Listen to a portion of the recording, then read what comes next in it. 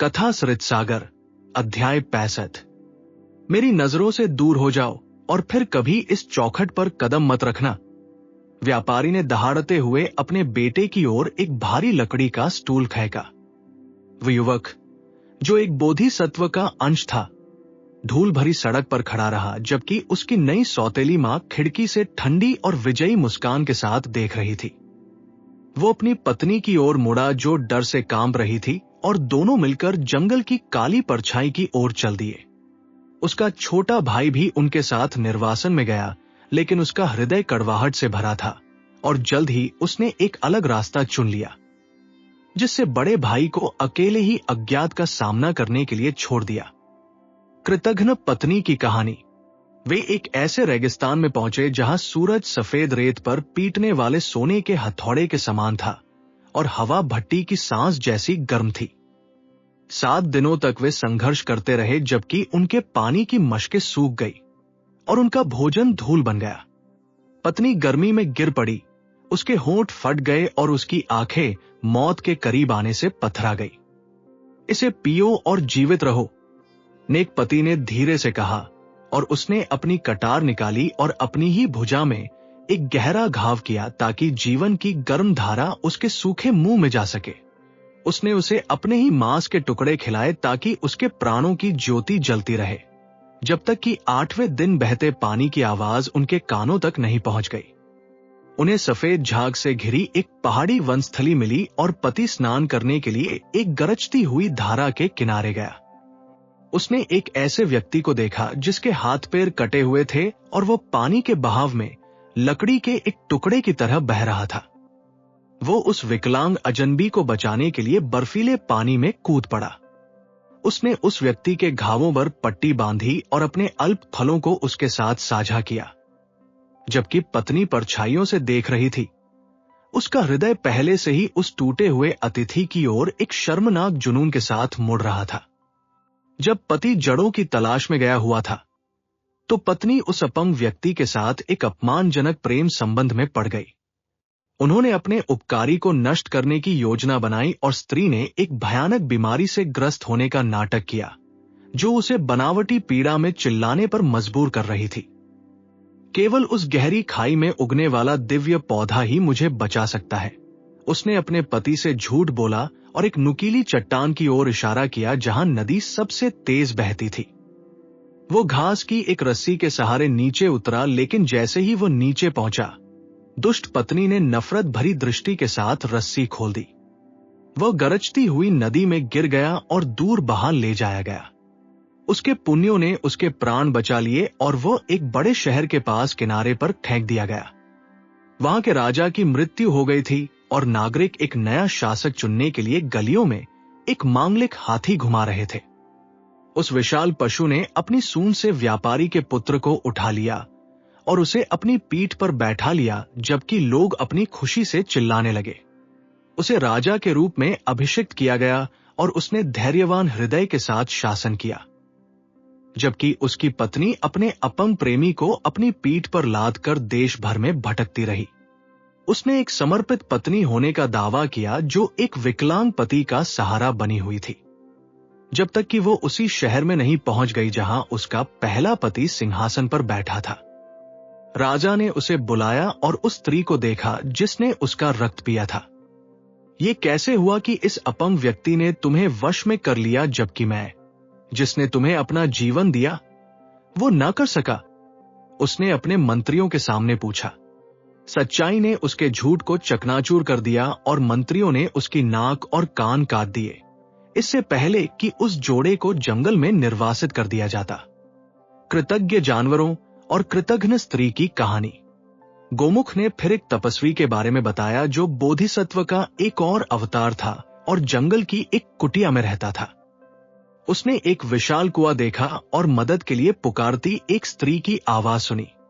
उसके भीतर एक स्त्री, एक सिंह, एक स्वर्ण शिखा वाला पक्षी और एक सांप था। उसने घास की रस्सी से उन सबको बाहर निकाला और जानवरों ने कृतज्ञता में सिर झुकाया। उस स्त्री पर भरोसा मत करना, क्योंकि उसका हृदय जहर का एक कुआं है।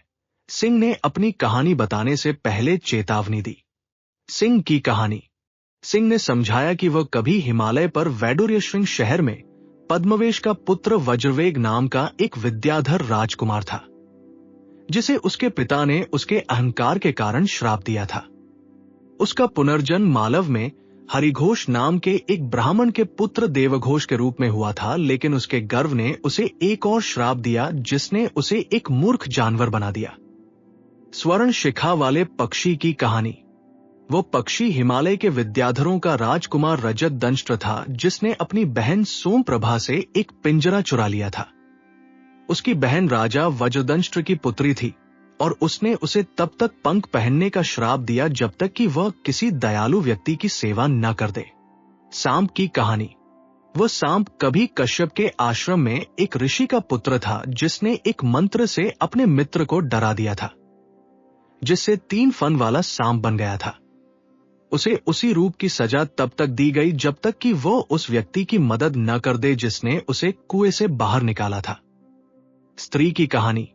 उस स्त्री ने स्वीकार किया कि वह राजा की सेवा में एक युवा योद्धा की पत्नी थी, लेकिन वह एक दूसरे पुरुष के साथ प्रेम संबंध में पड़ गई थी और पति के पता चलने पर रात में भाग गई थी। उस पापी स्त्री से बात करने के कारण तपस्वी ने अपनी आध्यात्मिक शक्ति खो दी। मेरी शक्ति मुझे छोड़ गई है क्योंकि मैंने एक पापिनी के शब्दों को छुआ है, उसने अपने अंगों में एक अचानक और भयानक कमजोरी महसूस करते हुए महसूस किया। जब भूख ने उसे सताया तो सिंह आया और उसे हिरण का मांस खिलाया, इससे पहले कि वो अपने श्राप से मुक्त हो जाए। पक्षी ने उसे रानी के महल से चुराया हुआ रत्नों का एक डिब्बा दिया और राजकुमार के रूप में अपनी दुनिया में लौट गया। तपस्वी रत्नों को बेचने के लिए राजा गोत्रवर्धन के शहर पहुंचा और उस स्त्री से मिला जिसे उसने बचाया था। उसने उसे खजाना दिखाया, लेकिन उसने रानी के पास जाकर उसे चोर के रूप में धोखा दिया। राजा ने उसे एक अंधेरी कोठरी में डाल दिया, लेकिन उस व्यक्ति ने सांप के बारे में सोचा जो एक ही पल में प्रकट हो गया। 3 फन वाले सांप ने राजा के चारों ओर कुंडली मार ली और तब तक छोड़ने से इनकार कर दिया जब तक कि बोधिसत्व ने बात नहीं की। राजा ने अपने जीवन के बदले उसे अपना आधा राज्य देने का वादा किया और उस व्यक्ति ने उसे मुक्त करने का आदेश दिया। सांप फिर से एक युवा ऋषि बन गया और तपस्वी सिंहासन पर बैठा, जबकि कृतघ्न स्त्री को धूल में फेंक दिया गया।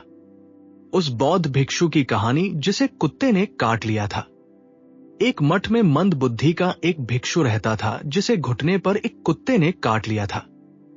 उसे डर था कि अपने भाइयों को एक एक करके बताने में बहुत समय लगेगा, इसलिए वो छत पर चढ़ गया और विशाल घंटा बजा दिया।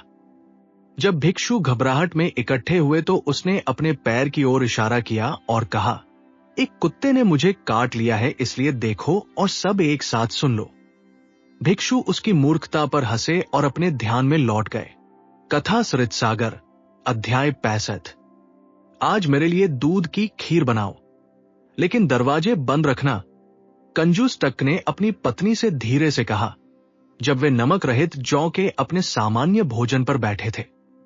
उसकी आंखें खिड़की की ओर डर से देख रही थी कि कहीं कोई अतिथि उसके इस दुर्लभ भोज में शामिल होने न आ जाए। वो अपने बिस्तर पर लेट गया और अपने सिर पर चादर ओढ़ ली, क्योंकि मीठे दूध की सुगंध छोटे से घर में भरने लगी थी। तभी एक शरारती मित्र आया और उसने गृहस्वामी के बारे में पूछा और पत्नी ने अपने पति के आदेश का पालन करते हुए रोना शुरू कर दिया और दावा किया कि वह मर गया है। मित्र को चाल का संदेह हुआ और वो विलाप करने के लिए बैठ गया। हाय मेरे मित्र, जब तक मैं तुम्हें चिता पर ले जाते हुए नहीं देख लूंगा, मैं यहां से नहीं जाऊंगा, वो चिल्लाया। कंजूस निश्चल रहा, यहां तक कि जब उसके रिश्तेदारों ने उसे उठाया और श्मशान ले गए। अब उठ जाओ वरना तुम जल जाओगे, उसकी पत्नी ने उसके कान में फुसफुसाते हुए कहा जब आग जलाई जा रही थी। लेकिन मूर्ख ने केवल धीरे से उत्तर दिया, कभी नहीं। वह चालाक टक मेरी खीर खाना चाहता है और मैं इसे साझा करने से पहले मर जाऊंगा। उसने अपना मौन बनाए रखा जब तक कि आग ने उसे भस्म नहीं कर दिया और दूसरों ने उस धन का आनंद लिया जिसे उसने बहुत परिश्रम से बचाया था। मूर्ख शिक्षक, मूर्ख शिष्य और बिल्ली की कहानी। उज्जैनी में एक शिक्षक ने एक मित्र से शिकायत की कि चूहों ने उसकी रातों को कष्टदायक बना दिया है। तुम्हें एक बिल्ली ढूंढनी चाहिए, मित्र ने सलाह दी। इसकी आंखें कांच जैसी होती हैं और इसका रंग भूरा धूसर होता है और ये सड़कों पर घूमती है। शिक्षक ने अपने शिष्यों को बुलाया और उन्हें ऐसा जानवर ढूंढने का आदेश दिया। वे एक ब्राह्मण लड़के को घसीटते हुए लौटे जिसने हिरण की बालों वाली खाल पहनी थी। यहां बिल्ली है, वे विजय के साथ चिल्लाए। वो मूर्ख लड़का उनकी बातों पर विश्वास कर गया और तब तक मठ में रहा जब तक कि मित्र वापस नहीं आया। तुम मूर्ख हो। एक बिल्ली के 4 पैर और एक पूंछ होती है। वो आदमी हंसा जबकि लोग उनका मजाक उड़ाने के लिए इकट्ठा हो गए। मूर्खों और शिव के बैल की कहानी।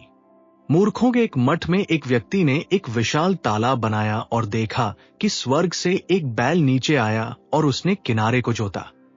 उसने उस बैल की पूंछ पकड़ ली और उसे कैलाश ले जाया गया जहां उसने दिव्य व्यंजनों का आनंद लिया। वो अपने मित्रों को लाने के लिए पृथ्वी पर लौटा और बैल के हवा में उड़ते ही उन्होंने एक दूसरे के पैरों को पकड़कर एक श्रृंखला बना ली। स्वर्ग में वे मिठाइयां कितनी बड़ी थी। पीछे से एक मूर्ख चिल्लाया। नेता ने अपने हाथों से घेरा बनाने के लिए पूंछ छोड़ दी। इतनी बड़ी। वह चिल्लाया और वे सभी अपनी मौत के लिए नीचे गिर गए जबकि बैल देवताओं के घर लौट गया। उस मूर्ख की कहानी जिसने गांव का रास्ता पूछा।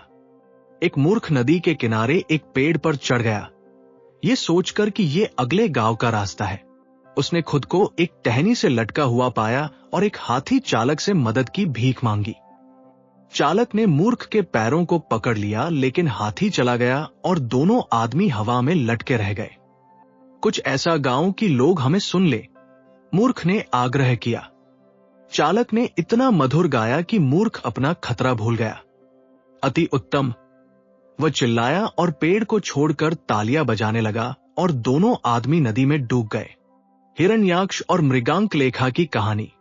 राजकुमार हिरण्याक्ष कश्मीर में गेंद खेल रहे थे जब उन्होंने जानबूझकर एक महिला तपस्वी को मारा। वह पवित्र महिला मुस्कुराई और बोली, यदि तुम अभी इतने ढीठ हो तो तुम क्या बनोगे यदि तुम्हें पत्नी के रूप में मृगांकलेखा मिल जाए। राजकुमार ने सच्चाई के लिए विनती की और उसने विद्याधर राजा शशितेजस की पुत्री का वर्णन किया जिसकी सुंदरता राजकुमारों को रात भर जगाए रखती थी। तपस्वी हवा के मार्ग से हिमालय की ओर उड़ी और राजकुमारी के मन को राजकुमार के अच्छे गुणों से भर दिया। देवी पार्वती दोनों के सपनों में प्रकट हुई। दुख मत करो क्योंकि तुम पिछले जन्म में विद्याधर थे, उन्होंने उनसे कहा। हिरण्याक्ष कभी राजा अमृत तेजस था लेकिन एक श्राप ने उसे नश्वर बना दिया था। तपस्वी राजकुमार को विद्याधरों की दुनिया में ले गई जहां उसके छूते ही हिरण्याक्ष का श्राप समाप्त हो गया। उसे एक बगीचे में मृगांकलेखा मिली और उनकी आंखें पहचान की चमक के साथ मिली। उनके पिता के आशीर्वाद से उनका विवाह हो गया और अमृत तेजस ने अपने नश्वर पिता को स्वर्ग के सुखों का आनंद लेने के लिए बुलाया और फिर उन्हें पृथ्वी पर वापस भेज दिया। नरवाहन दत्ता ने नियति की यह कहानी सुनी और अंततः उन्हें नींद की शांति मिली।